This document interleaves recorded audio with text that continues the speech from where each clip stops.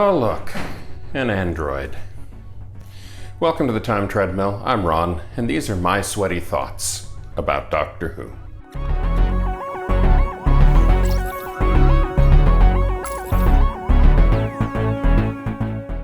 To Doomsday is easily my least favorite story of the Fifth Doctor era. Worse even than the terrible Concord story, which at least has an interesting premise and has some excitement in it. Worse than the ridiculous Sea Devil story, which, again, at least has some action and adventure, even if the special effects truly, utterly fail the story. No, To Doomsday is just dull.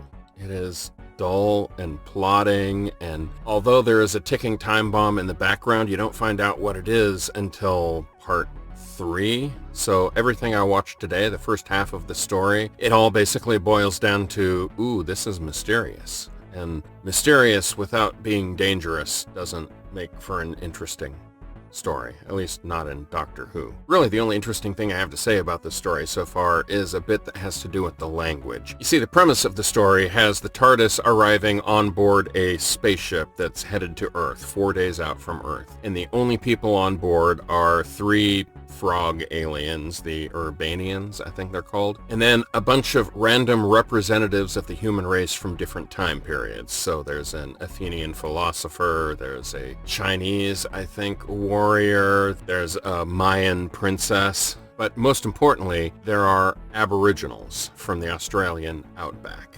And in the scene where they're introduced, the Aboriginal character comes out and speaks something in an Aboriginal language.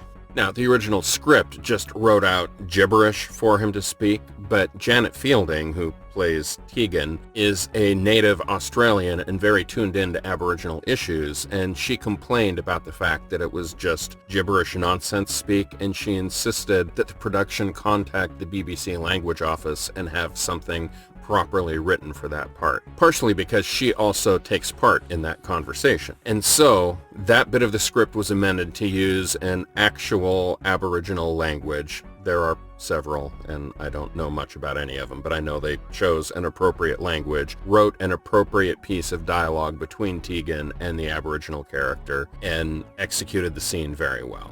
So mad props to Janet Fielding for standing up for what was right in that situation. I really appreciate that. Although it does beg the question, why did the TARDIS language filter not work for that one particular conversation?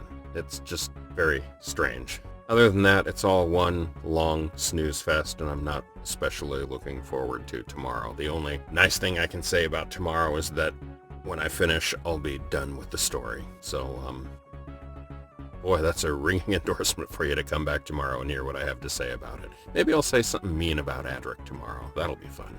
I'll see you then.